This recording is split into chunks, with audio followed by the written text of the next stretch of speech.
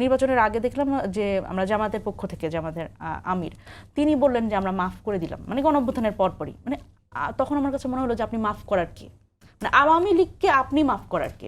তারপরে মানে এই জায়গাগুলো আসলে যখন আমরা বলছি পলিটিক্যাল রেটরিক, জনসভায় কথা বলবেন, ভোটের জন্য কথা বলবেন, কিন্তু এমন কথা যাতে না হয়ে যায় যে সেটা হচ্ছে সত্যিকার অর্থে আওয়ামী লীগকে আবার পুনর্বাসনের একটা পথ তৈরি করে দিচ্ছে। এটা আমি সকল রাজনৈতিক দলের কথা বলছি, আমি বিএনপির কথা বলছি, আমি জামাতের কথা বলছি, আমি এনসিপির কথা বলছি। সুতরাং আমাদের এই জুলাইপন্থী যে দলগুলো আছে, যে রাজনৈতিক দলগুলো এবং রাজনৈতিক প্ল্যাটফর্মগুলো, সাংস্কৃতিক এবং যে পক্ষগুলো আছে, সকল যারা আছে সবাইকেই আসলে আওয়ামী লীগকে পুনর্বাসিত যাতে না করা হয়, বা পুনর্বাসন বলতে তাদের যাতে কোনোভাবে লেভারেজ দেওয়া না হয় যে আসলে বিচারযোগ্য। তো সেই জায়গায় আমাদের সচেতন থাকতে হবে। এবং এই জায়গাতে দেখেন, নৈতিকভাবে আমি এটা আসলে বিশ্বাসই করি না যে আওয়ামী লীগ পুনর্বাসিত হবে বা আওয়ামী লীগ হিসেবে বাংলাদেশে আবার রাজনীতি করার সেই সুযোগটা পাবে।